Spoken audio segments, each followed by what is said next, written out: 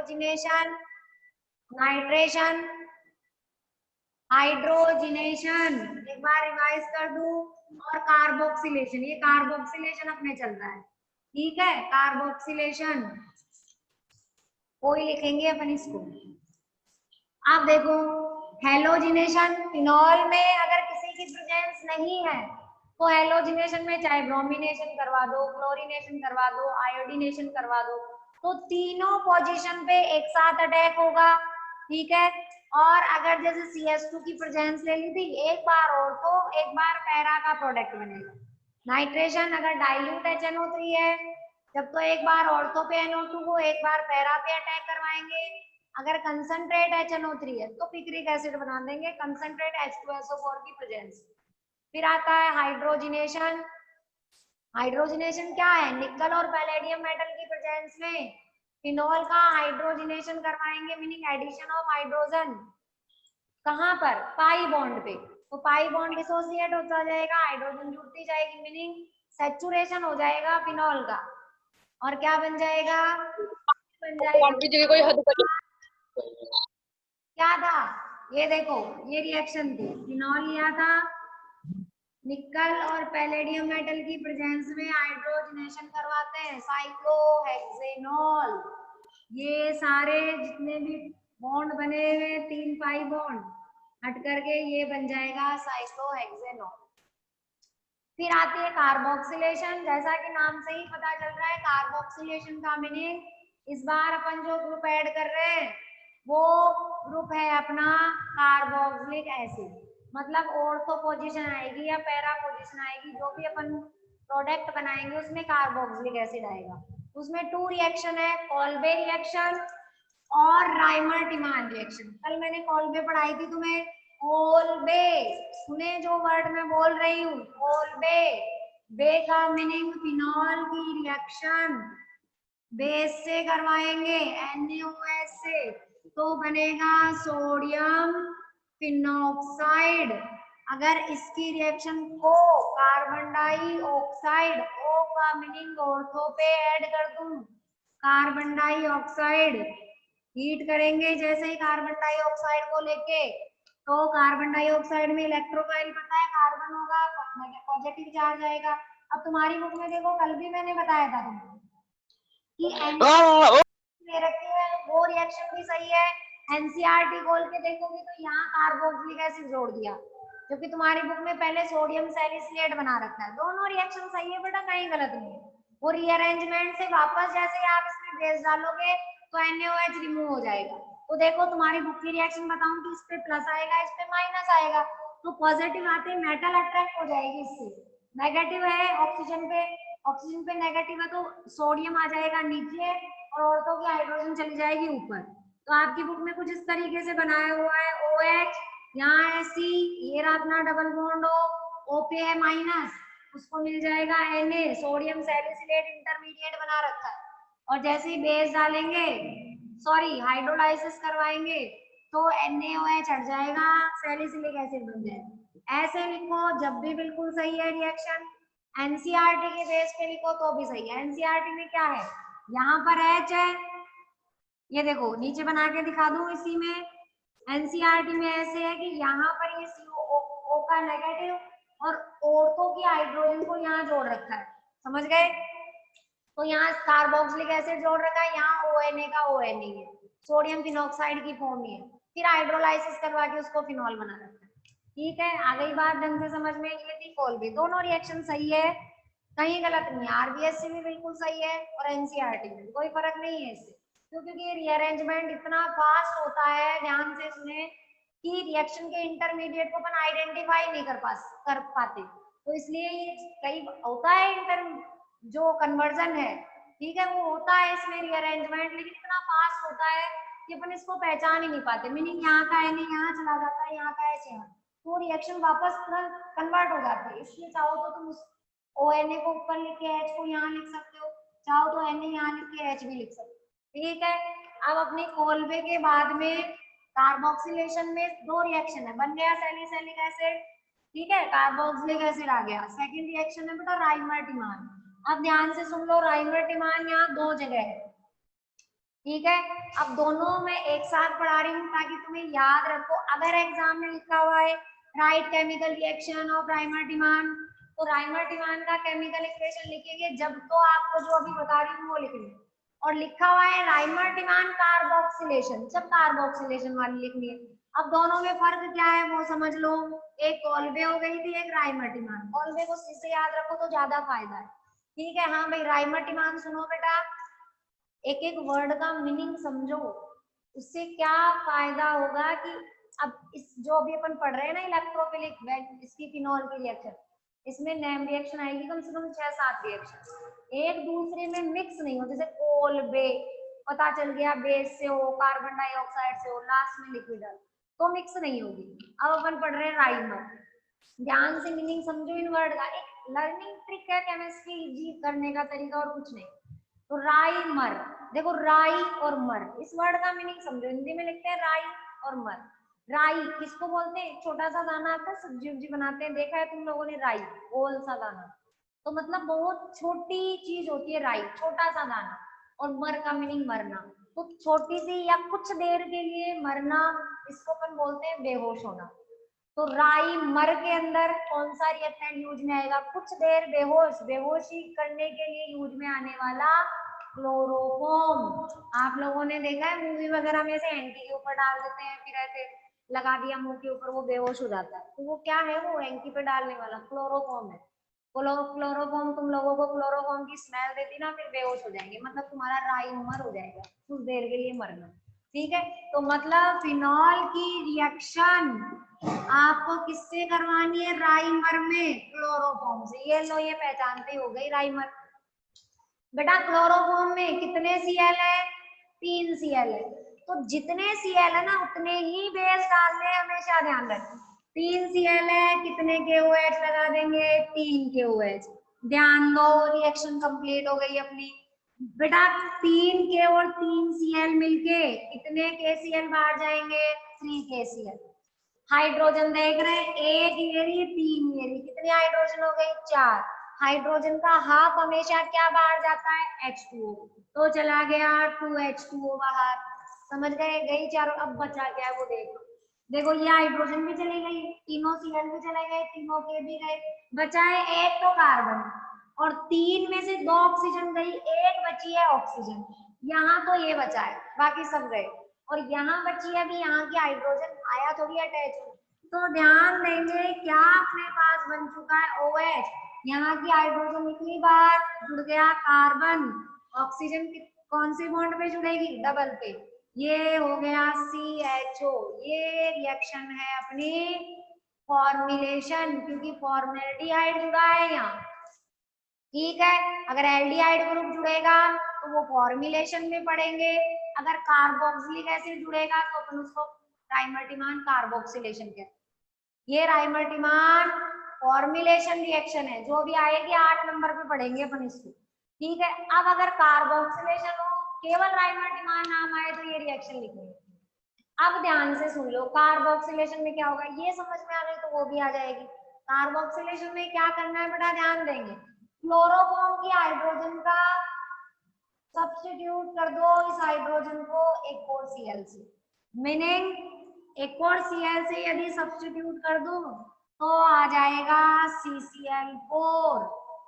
इसकी एक हाइड्रोजन को हटा दो, लगा दो CCl4, लगा दिया भाई। ये बात मैडम ने सिखाई थी कि जितने Cl होंगे उतने ही क्या लेने हैं? KOH। उतने ही क्या लेने हैं बेटा? KOH लेने हैं। ले लिए KOH कितने? 4। देखो ऊपर वाली जैसी की जैसी रिएक्शन, कितने KCl बाहर चले जाएंगे? 4 KCl चले गए। H2O कितने बाहर जाएंगे? गिनो देखिए हाइड्रोजन कितने दिख रही? 4 दिख रही, साफ साफ बड़ी बड़ी हाइड्रोजन। तो 4 हाइड्रोजन बाहर जाएगी तो कितने H2O चले गए? 2H2O चले गए। बचा क्या है वो देखना, एक रह गया ये कार्बन, Cl चले गए, चारों के चले गए। ऑक्सीजन कितनी गई है? 2, तो 2 रह गई तुम्हारे पास ऑक्सीजन। और एक यहाँ वाली हाइड्रोजन। समझ में आ गया क्या बनेगा? ये लगा दिया फिनॉल, एक रह गया कार्बन, 2 रह गई ऑक्सीजन, एक निकल गई औरतों की हाइड्रोजन। और ये बन गया तुम्हारा कार्बोक्सिलेशन राइमर्टिमान रिएक्शन, सैलिसिलिक एसिड का फॉर्मेशन हो गया। दोनों में देख लिया था तुमने, कोल्बे बना दिया था सैलिसिलिक एसिड और राइमर्टिमान। ठीक है, फर्क सिर्फ इतना है, राइमर्टिमान फॉर्मुलेशन में अपने को क्लोरोफॉर्म लेना है और इसमें कार्बन टेट्राक्लोराइड लेना है। ठीक है, आ गया समझ में। अब देखो नेक्स्ट, हलो नहीं आए तो हो चुका है अपना। अब अपन पढ़ेंगे हेलोजिनेशन, नाइट्रेशन, हाइड्रोजिनेशन, कार्बोक्सिलेशन हो गया। नेक्स्ट रिएक्शन पे आ जाओ, 5th नंबर की Friedel craft reaction. Friedel craft देखना भाई क्या है, आज इसका पीडीएफ भेजूंगी, आज कॉपी में काम करना है।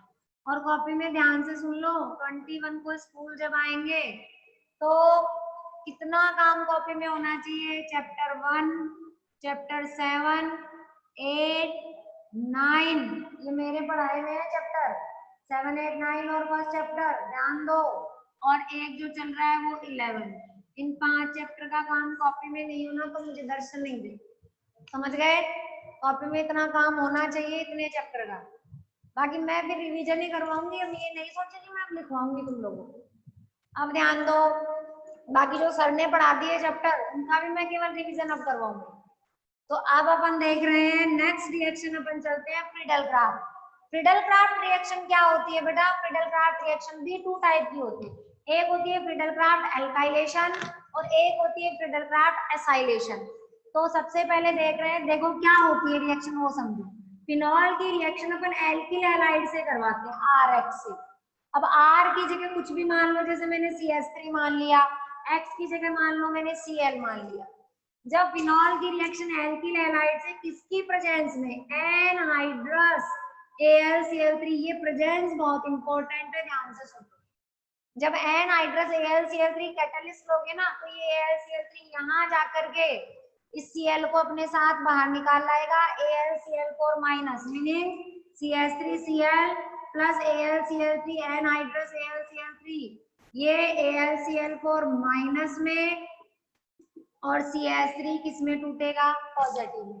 ये CH3 पॉजिटिव अपना क्या है, इलेक्ट्रोफाइल है, जो कि अटैक करेगा ऑर्थो पे और पैरा पे। समझ में आ रही है बात? तो जैसे ही एनहाइड्रस AlCl3 डालेंगे, एक बार CH3, या डायरेक्ट याद रखो तो ऐसे याद रख लो, ये लो इसने खींचा इधर से, Cl पे माइनस आएगा, तो एक बार ऑर्थो की एक बार पैरा की हाइड्रोजन निकाल के HCl तो बाहर और CH3 पॉजिटिव जुड़ जाएगा। तो ध्यान, इसकी मैकेनिज्म अपने चैप्टर नंबर 10 में वहां पढ़ाऊंगी तुम्हें, चैप्टर 10 में फ्रीडल क्राफ्ट की मैकेनिज्म। ठीक है, OH और यहाँ आ गया ऑर्थो और यहाँ आ गया पैरा, यहाँ केवल रिएक्शन है। ऑर्थो और पैरा बन गए प्रोडक्ट, एल्किल ग्रुप जुड़ा है, यहाँ देख रहे हैं एल्किल ग्रुप जुड़ा है ऑर्थो और पैरा पे, इसीलिए इस रिएक्शन का नाम है फ्रीडल क्राफ्ट एल्काइलेशन, क्योंकि एल्किल ग्रुप अपन ने जोड़ दिया तो एल्काइलेशन हो गया। अब एसाइलेशन क्या होता है? एसिल ग्रुप किसको कहते हैं? Acyl group, RC double bond O X, इस RC डबल बॉन्ड O को कहते हैं एसिल ग्रुप, एसिल हैलाइड है ये। ठीक है, जैसे इसमें भी मान लो मैंने क्या किया, ध्यान देंगे, हर एक रिएक्शन की मैंने सीक्वेंस ऐसे बना रखी है, जैसे बुक में आगे पीछे है ना, ये सारी सीक्वेंस मैंने तुम्हें लर्निंग के हिसाब से दिए, एक याद कर लेंगे ना तो आगे वाली अपने आप याद हो जाएगी। फिनॉल लिया, इसकी R इज इक्वल टू मान लिया मैंने CH3 और X is equal to Cl मान लो, एसिटिल क्लोराइड। ठीक है, एसाइलेशन करवाते हैं, सेम वही रिएक्शन है, एनहाइड्रस AlCl3 ले लिया, देखना भी होगा क्या, यहाँ का H यहाँ के Cl के साथ में सॉरी यहाँ का H नहीं, ये तो फिनॉल है, ऑर्थो की या पैरा पोजीशन का हाइड्रोजन, AlCl3 डाल रखा है तो एक बार ऑर्थो का तो HCl बाहर, फिर पैरा पे जुड़ेगा तो पैरा से भी HCl, और ये जो एसिल ग्रुप है कार्बन पे पॉजिटिव आएगा, ये हो गया अपना इलेक्ट्रोफाइल और अटैक कर देगा एक बार ऑर्थो पे COCH3 और एक बार पैरा पे, क्या नाम है विवेक इसका, UPSC? हाँ विवेक, ऑर्थो और पैरा जो प्रोडक्ट बने हैं साइलेशन में, क्या है ये? ऑर्थो क्या है ये?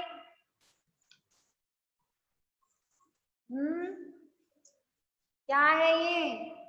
चलो लिखने में टाइम लगेगा, मैं बता देती हूँ, ये है ortho hydroxy acetophenone, ortho hydroxy acetophenone. आ गई बात। अरे कीटोन ही तो है ये, सी डबल बॉन्ड के दोनों तरफ कार्बन जुड़ा हुआ है। Ortho hydroxy acetophenone, para hydroxy acetophenone. Okay, ये बन गए प्रोडक्ट। दो रिएक्शन है, एल्काइलेशन में एल्किल ग्रुप जुड़ेगा, एसाइलेशन में ये एसिल ग्रुप जुड़ेगा। ये हो गई Friedel craft. Presence anhydrous AlCl3 की प्रेजेंस में होगा एल्काइलेशन और एसाइलेशन। अब नेक्स्ट रिएक्शन देखे 6 नंबर की, Fries rearrangement reaction. Very important reaction, Fries rearrangement. जिसको फ्रीडल क्राफ्ट याद है ना, उसको फ्रिस रीअरेंजमेंट अपने आप याद हो जाएगी। कैसे, देखो ये रिएक्शन में बार बार एक वर्ड बोल रही हूँ, प्रेजेंस किसकी, AlCl3, एनहाइड्रस AlCl3। अगर इसकी प्रेजेंस नहीं होगी ना तो तुम लोगों को क्या नुकसान हो जाएगा वो फ्रिस बताएगा तुम्हें। अगर इसकी प्रेजेंस लेते हैं अपन तो एक बार ऑर्थो एक बार पैरा के ऊपर अटैक हो जाता है। मैं नहीं लूं, मान लो तुम अपनी मनमानी करते हो, नहीं लेंगे जी प्रेजेंस इसकी, तो होगा क्या, वो इफेक्ट देखेंगे आप फ्रिस रीअरेंजमेंट में। देखना क्या होगा, फिनॉल ले लिया तुमने, ये एसाइल ग्रुप ले लिया जी मैंने CH3COC। देखना नीचे जो लिखी है ना वो की वही रिएक्शन। ये लो प्रेजेंस नहीं ली, एरो पे कुछ नहीं है, तो अब की बार ऑर्थो और पैरा की हाइड्रोजन नहीं निकलेगी without catalyst. Without catalyst electrophile ही नहीं बनेगा। तो होगा क्या फिर, देखना होगा क्या, यहाँ की हाइड्रोजन जाएगी और यहाँ का Cl जाएगा इस बार। क्यों, क्योंकि फिनॉल तो खुद चाहता है फिनॉक्साइड बनना। फिनॉल तो खुद तैयार रहता है कि कोई ब्लॉक करने वाला नहीं हो तो फिर फिनॉक्साइड में कन्वर्ट हो जाएगा। तो ये अपनी हाइड्रोजन को डोनेट कर देगा, इधर HCl चला जाएगा और ये फिनॉल जो एसिटिल ग्रुप है, एसिल ग्रुप, वो जाकर के वहां जुड़ेगा ऊपर।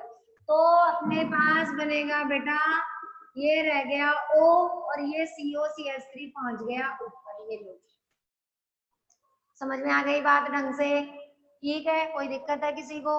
ये एसिटोफिनॉन बन गई अपने पास। अब इस एसिटोफिनॉन में अब मुझे अचानक याद आया कि अरे वो एनहाइड्रस AlCl3 तो डाला ही नहीं मैंने, तो अब मेरा कैटलिस्ट मैंने एनहाइड्रस AlCl3 इसमें मिला के मैंने नाइट्रोबेंजीन, सॉरी नाइट्रोबेंजीन को मिक्स किया AlCl3 में।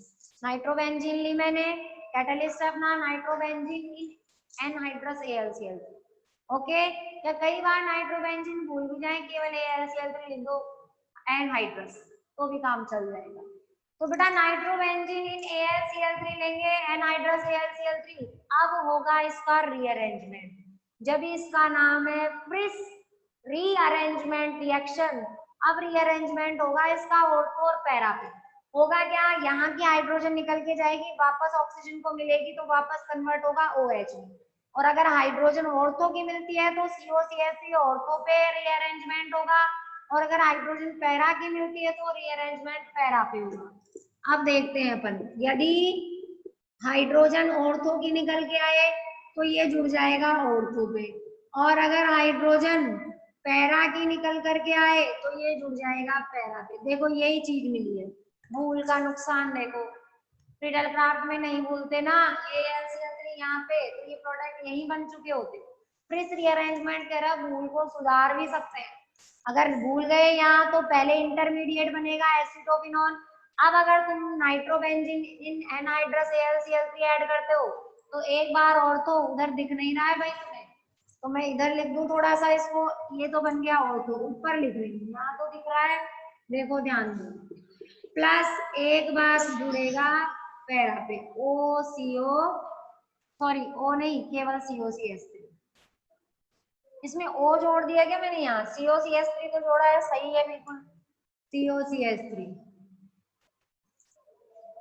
आ गई बात ढंग से समझ में, किसी को कोई दिक्कत है बेटा, नहीं है। अब देखना, दिक्कत तो अब है कि तुम कह रहे हो कि हाइड्रोजन को हटाएंगे, अगर ऑर्थो की हाइड्रोजन जाएगी तो ऑर्थो के ऊपर जाके रीअरेंजमेंट हो जाएगा, पैरा की जाएगी तो पैरा पे। तो अब ऐसे मुझे क्या पता चलेगी ऑर्थो की हाइड्रोजन जाएगी कि पैरा की, वो सुन ले ध्यान से, डिपेंड करता है टेम्परेचर पे। अगर आपने रिएक्शन में 433 केल्विन टेम्परेचर दिया है, अगर टेम्परेचर 433 केल्विन हुआ, ध्यान से सुन लें, 433 केल्विन टेम्परेचर पे हीट किया इसको, जब तो बनेगा ऑर्थो मेन प्रोडक्ट, ऑर्थो पे जाकर के रीअरेंजमेंट होगा। और अगर टेम्परेचर हुआ 333 केल्विन, जब होगा पैरा के ऊपर रीअरेंजमेंट। देखो टेम्परेचर ज्यादा होगा, अगर मान लो मैं तुम्हारे बहुत ज्यादा गर्म लगाऊं हाथ के ऊपर, तो क्या होगा, सहन नहीं होगा ना, तो तुम तुरंत हाथों हाथ जहाँ पास वाली पोजीशन होगी, मैं तुम्हें कहूंगी ये लो तुम्हें गर्म लगा रही हूँ तेज वाला, तो दो ऑप्शन है, एक तो तुम यहीं बैठ जाओ, एक थोड़ा आगे जाके बैठो, तो जब डंडे पड़ेंगे या बहुत गर्म लगेगा ना, तुम वहीं बैठ जाओगे जाके। तो मीनिंग अगर हाई टेम्परेचर होगा तो पास वाली पोजीशन के ऊपर ही वो ग्रुप जंप कर जाएगा। तो पास वाली पोजीशन कौन सी है, ऑर्थो, तो 433 केल्विन टेम्परेचर पे तो वो ऑर्थो के ऊपर ही जाकर के जुड़ जाएगा। और अगर टेम्परेचर कम रहा, आराम से चला जाएगा धीरे धीरे, कौन सी प्रॉब्लम है, तो वो जाकर के पैरा। मीनिंग 433 केल्विन टेम्परेचर पे ऑर्थो मेन प्रोडक्ट बनता है। अपने डाउट को क्लियर रखना, हाई टेम्परेचर पे उसमें इतनी कैपेबिलिटी नहीं है कि वो उसको सहन कर पाए, तो वो हाथों हाथ पास वाली पोजीशन पे जाके जुड़ जाएगा हाई टेम्परेचर, और टेम्परेचर लो के ऊपर पैरा पे। मीनिंग 433 टेम्परेचर पे पूछ ले क्या मेन प्रोडक्ट, तो ध्यान रखने ऑर्थो मेन प्रोडक्ट, 33 केल्विन के ऊपर पैरा मेन प्रोडक्ट। ठीक है, 433 333 दो टेम्परेचर है, ये हो गया बेटा फ्रिस रीअरेंजमेंट रिएक्शन। नेक्स्ट ध्यान देंगे 7 नंबर की रिएक्शन आ जाती है, फरमाइश से पहुंच गए क्या अपन, सल्फोनेशन रिएक्शन। बहुत इजी एक लाइन की रिएक्शन है, कुछ भी नहीं है। देखो सल्फोनेशन क्या होता है, ध्यान देंगे।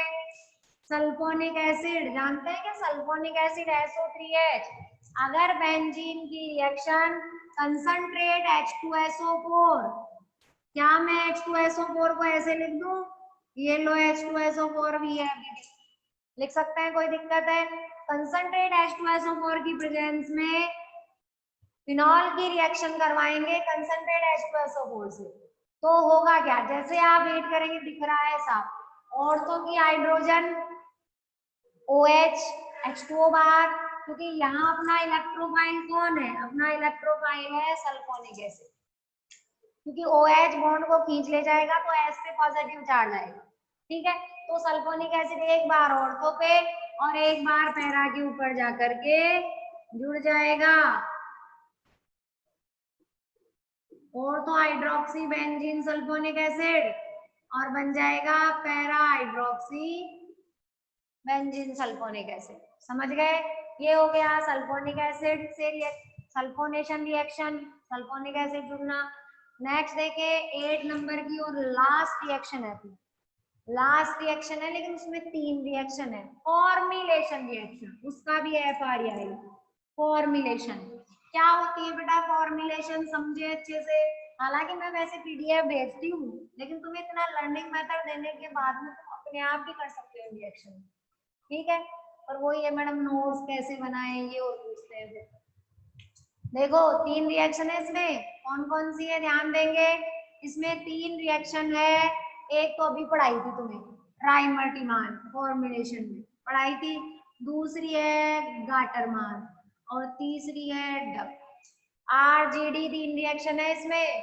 ट्राइमर्टिमान देखते हैं एक बार दोबारा, ले लिया फिनॉल, फिनॉल की राई और मर, ये ले लिया राई का मर, ठीक है, क्लोरोफॉर्म, और जितने Cl है उतने KOH लगा दिए बेटा मैंने 3, तो कितनी शानदार समझ में आती है, इजी है बिल्कुल। ठीक है, अब देखना कितने KCl बाहर गए, 3 KCl बाहर चले गए। ठीक है, अब 3 और 1 4 हाइड्रोजन है, 2H2O बाहर चले गए, बच गई इसमें एक ऑक्सीजन, इसमें एक कार्बन, यहाँ की एक हाइड्रोजन, तो ऑर्थो पोजीशन पे बन जाएगा। राइमर्टिमान में ध्यान दे ऑर्थो पे ही जुड़ता है, चाहे राइमर हो चाहे कोल्बे हो। सैलिसिलिक एसिड इधर बन रहा है, उधर सैलिसैल्डिहाइड बन जाएगा, ये जुड़ गया C, इसकी यहाँ का H और हो गया O, CHO भी लिख सकते हैं, डबल बॉन्ड लगा के भी लिख सकते हैं, ऑर्थो हाइड्रोक्सी बेंजल्डिहाइड या सैलिसैल्डिहाइड। ठीक है, ये हो गई राइमर्टिमान। सेकंड रिएक्शन है गाटरमान और थर्ड है डब। समझो इनको, ये बहुत ही इंपॉर्टेंट और समझने की चीज है। देखना ध्यान से। गाटरमान, जी वर्ड का मीनिंग है गाटरमान में गैसें पार्टिसिपेट करेगी। और गाटरमान में कितनी गैसें होंगी बेटा? 2 गैसें होंगी। ठीक है, गाटरमान में 2 गैसें होती है, HCl और HCN, ये 2 गैसें। अब देखना ध्यान से समझना, HCl और HCN से रिएक्शन करवाएंगे फिनॉल की। इन दोनों को समझो पहले, तो ये दोनों जुड़ के क्या बनाते हैं? देखो, CN की स्ट्रक्चर सबको पता है, CN में होते हैं ट्रिपल बॉन्ड, और ये आ गया HCl। प्लस माइनस को पहचान लो और तो खेल सब तुम्हारे हाथ में। कार्बन नाइट्रोजन में इलेक्ट्रोनेगेटिविटी नाइट्रोजन की ज्यादा, खींच के ले गया बॉन्ड को, प्लस और माइनस दिख गया, नाइट्रोजन पे माइनस आएगा, कार्बन पे प्लस। इधर HCl का सब पता है तुम्हें, HCl में माइनस है, इधर प्लस है, हाइड्रोजन पे प्लस आएगा, Cl पे माइनस। अब देख लो किसके साथ क्या जुड़ेगा, तुम्हें जोड़ के बताना है। तो होगा क्या, दोनों मिलकर क्या बना रहे? कार्बन। ये रहा कार्बन, इसकी हाइड्रोजन ऊपर रख देती हूँ, ये नहीं हाइड्रोजन, एक बॉन्ड खींच के रह गया, रह गए 2 बॉन्ड। एन पे कौन सा चार्ज है? माइनस, तो एन को क्या मिलेगी? यहाँ की हाइड्रोजन मिलेगी, मिल गया H। कार्बन के ऊपर कौन सा चार्ज है? प्लस, उसको क्या मिलेगा? Cl, ये मिल गया Cl। समझ में आ गई बात? अब इसकी रिएक्शन करवाएंगे फिनॉल से। ठीक है, जैसे ही फिनॉल से रिएक्शन करवाएंगे ध्यान देंगे, जैसे गाटरमान बड़ा नाम है ना, इसमें तो ऑर्थो बन रहा था, इसमें पैरा बनेगा। तो गाटरमान बड़ा नाम है, तो बड़ी वाली पोजीशन, दूर वाली पोजीशन पे ले जाकर के जोड़ दो। समझ रहे हैं बात? गाटरमान में पैरा पे जो है वो ग्रुप जाके जुड़ेगा। देखते हैं कि क्या जुड़ता है भाई। पैरा की तो होगी हाइड्रोजन, इसका होगा Cl, HCl चला जाएगा बाहर, बन चुका है आप लोगों का इलेक्ट्रोफाइल कार्बन पॉजिटिव। ठीक है, तो HCl हट गया, ये चला गया माइनस HCl, ये OH, और यहाँ जुड़ गया ये ग्रुप C के साथ H, डबल बॉन्ड NH। क्या कहते हैं अपन इसको? अपन इसको कहते हैं एल्डेमीन। एल्डेमीन है ये इंटरमीडिएट। अब इस एल्डेमीन का करवाओ हाइड्रोलाइसिस एसिड की प्रेजेंस में। कई जगह देखते हो ना बेटा, H3O पॉजिटिव लिखा हुआ रहता है हाइड्रोलाइसिस की जगह, मतलब एक ही है वो। H2O प्लस क्या लेंगे? H पॉजिटिव, तो H2O और H पॉजिटिव मिलके H3O पॉजिटिव ही बनाते। तो हाइड्रोलाइसिस हमेशा, कहीं भी हाइड्रोलाइसिस होता है ना, वो विदाउट एसिड की प्रेजेंस नहीं होता। एसिड की प्रेजेंस में हाइड्रोलाइसिस करवाते हैं, क्या होगा? देखो यहाँ तुम्हें कुछ बनता हुआ भी नजर आ रहा है। फॉर्मुलेशन का मीनिंग है फॉर्मेल्डिहाइड, मीनिंग एल्डिहाइड जोड़ना है। तो एल्डिहाइड के लिए C का O ही चाहिए मुझे। अब O में क्या होगा? देखो हाइड्रोलाइसिस करवाते ही दोनों बॉन्ड टूटेंगे, टूटते ही H2 तो मिल जाएगा NH2, तो NH और H2 मिलके क्या बना ले जाएंगे? NH3 प्लस ऑक्सीजन मिल जाएगी कार्बन को, तो बन जाएगा डबल बॉन्ड पे लग जाएगी तुम्हारी ऑक्सीजन। ये आपका बन गया पैरा हाइड्रोक्सी बेंजल्डिहाइड। ये है गाटरमान रिएक्शन। दोबारा समझ ले, गाटरमान गैसों की प्रेजेंस में गैस लेंगे HCl HCl, दोनों को जोड़ने का तरीका देखो। Cl में ट्रिपल बॉन्ड होता है, नाइट्रोजन के साथ तो हाइड्रोजन जुड़ेगी, ये जुड़ गई, और Cl के साथ में कार्बन जुड़ेगा, ये जुड़ गया। फिर पैरा पोजीशन पे अटैक करवाएंगे, HCl हट जाएगा, ये CH डबल बॉन्ड NH यहाँ आ जाएगा, हाइड्रोलाइसिस करवाते ही NH3 बाहर और CHO बन जाएगा। लास्ट रिएक्शन देखो, डफ। डफ रिएक्शन बिल्कुल जिस बच्चे को ये समझ में आ गई ना, वो डफ भी समझ जाएगा। मैंने सीक्वेंस हर एक इस तरीके से बना रखे, गाटरमान और डफ बिल्कुल एक जैसी रिएक्शन है। देखो गाटरमान में 2 गैसें लेते हैं HCl और HCl, और डफ में भी 2 प्रोडक्ट होते हैं, हेक्सामेथिलीन टेट्राएमीन। डफ का meaning tough product, cyclic structure में बनेगा, hexamethylene tetraammine plus boric acid. अब बेटा तुम्हारी बुक में तो डायरेक्ट ही देखो इसका वो इंटरमीडिएट बना के दे दिया, मैं तुम्हें समझा दूं, इसको याद कैसे रखोगी? गाटरमान से याद रखना। ये दोनों मिलके आखिर क्या ऐसी चीज बनाते हैं? जैसे ये दोनों मिले थे HCl और HCl, तो इन दोनों ने क्या बनाया था? Cl था कार्बन के साथ में जुड़ा हुआ, C और H, डबल बॉन्ड NH, यही बनाया था, और नाइट्रोजन को मिल गई थी हाइड्रोजन यहाँ। ठीक वैसे ही जब ये दोनों मिलेंगे तो ये CH3 जो है, ये CH3 तो मिलेगा नाइट्रोजन को, क्योंकि हाइड्रोजन की जगह यहाँ मैथिल ग्रुप लगे हुए हैं, तो हाइड्रोजन तो यहाँ पर बनेगा CH, तो ऐसे ही ऐसे रहेगा बीच वाला ग्रुप, क्योंकि कार्बन हाइड्रोजन है। डबल बॉन्ड के ऊपर N है, N भी रहा, ये रहा, और इस हाइड्रोजन की जगह यहाँ आ जाएगा मिथाइल ग्रुप, ये आ गया CH3, और इस Cl की जगह यहाँ तो Cl कहीं दिख नहीं रहा, इस बोरिक एसिड से मिल जाएगा O और H, तो यहाँ आ जाएगा OH। समझ गए, ये डिफरेंस है दोनों में, ये गाटरमान का था और ये डफ का है। अब OH, डफ छोटा सा नाम है डफ, तो आपको इसका ऐड ऑर्थो पे करवाना है। ठीक है, तो क्या होगा बेटा, ध्यान दें, ऑर्थो के ऊपर जाकर के यहाँ का तो OH होगा और ऑर्थो की हाइड्रोजन होगी, क्या बाहर चला जाएगा H2O, और ये जुड़ेगा, मेरा जो ग्रुप है जुड़ने वाला वो ये ग्रुप है NCH3। समझ गए, एल्डेमीन की जगह मैथिल एल्डेमीन बन गई, मिथाइल एल्डेमीन। ओके, इस मिथाइल एल्डेमीन का जैसे ही एसिड की प्रेजेंस में अपन हाइड्रोलाइसिस करवाएंगे, डबल बॉन्ड टूटेगा, ऑक्सीजन तो मिल जाएगी कार्बन को, और 1 डिग्री एमिन CH3 NH2 बाहर चला जाएगा, तो ये बन गया आपके पास में OH, और ये हो गया CHO प्लस के अंदर CH3 NH2 बाहर। ठीक है, दोबारा समझो, हेक्सामेथिलीन टेट्राएमीन बोरिक एसिड दोनों मिलके ये बनाते हैं। सिर्फ गाटरमान में ध्यान रखना, जहां Cl है, इसमें भी Cl है नहीं, कहीं तो Cl की जगह तो OH लगा दो ताकि H2 हट जाए, CH की जगह CH ही रहेगा, सिर्फ हाइड्रोजन की जगह यहाँ मिथाइल लगा दो क्योंकि यहाँ मिथाइल ग्रुप है। ठीक है, वो का वही ऐड है, सिर्फ गाटरमान में पैरा पे जोड़ रहे थे, डफ में ऑर्थो पे जोड़े, छोटा नाम छोटी जगह, बड़ा नाम तो बड़ी जगह, वही हाइड्रोलाइसिस के मैकेनिज्म। ठीक है, और बन जाएगा आपका सैलिसाइल्डिहाइड या ऑर्थो हाइड्रोक्सी बेंजेड। समझ गए बेटा, ये कंप्लीट 8 रिएक्शन वो थी जो अपन ने OH बॉन्ड डिसोसिएशन में पढ़ी थी। ठीक है, और ये 8 रिएक्शन है जो बेंजीन रिंग की इलेक्ट्रोफिलिक रिएक्शन में आती है, फिनॉल की इलेक्ट्रोफिलिक रिएक्शन है, वो आपने पढ़ा था, एक जहरी ऐसा बुरा वाली रिएक्शन पढ़ी थी आपने। ठीक है, एसिडिक नेचर वाली रिएक्शन थी फिनॉल की OH बॉन्ड क्लीवेज में।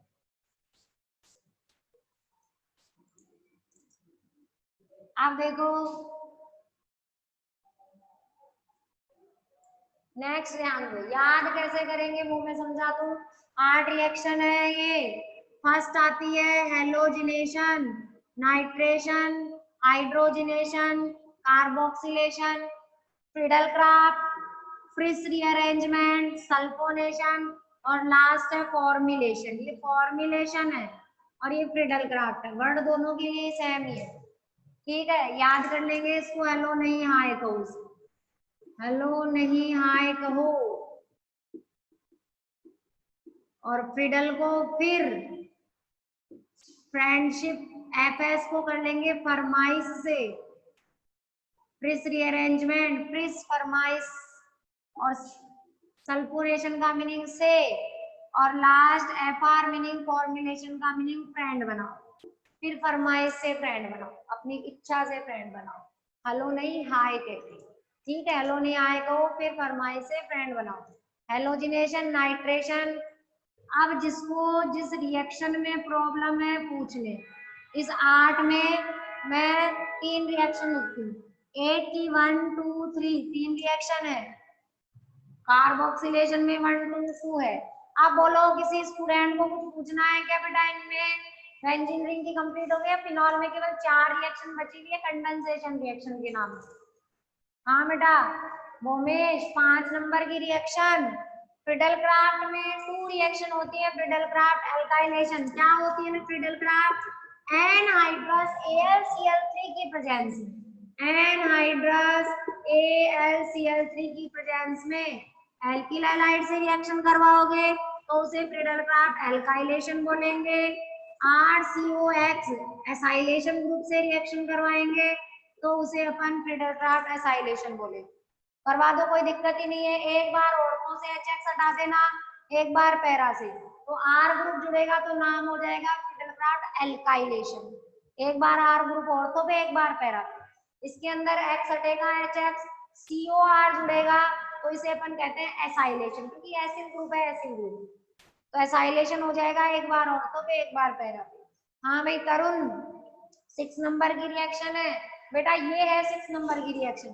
फ्रीडलक्राफ्ट का जो सेकंड पार्ट पढ़ा है तुमने एसाइलेशन वाला, उसमें अगर तुम एनहाइड्रस AlCl3 डालते हो तो एक बार ऑर्थो से हटेगा हाइड्रोजन, एक बार पैरा से, और तुम्हारे पास जो प्रोडक्ट होंगे वो होंगे COR, एक बार ऑर्थो पे जुड़ जाएगा, और ये COR एक बार पैरा पे जुड़ जाएगा। उधर दिख नहीं रहा, उधर नहीं दिख रहा, कोई बात नहीं, इधर लिख देती हूँ, ये ऑर्थो पे, और एक बार जुड़ जाएगा पैरा पे COR।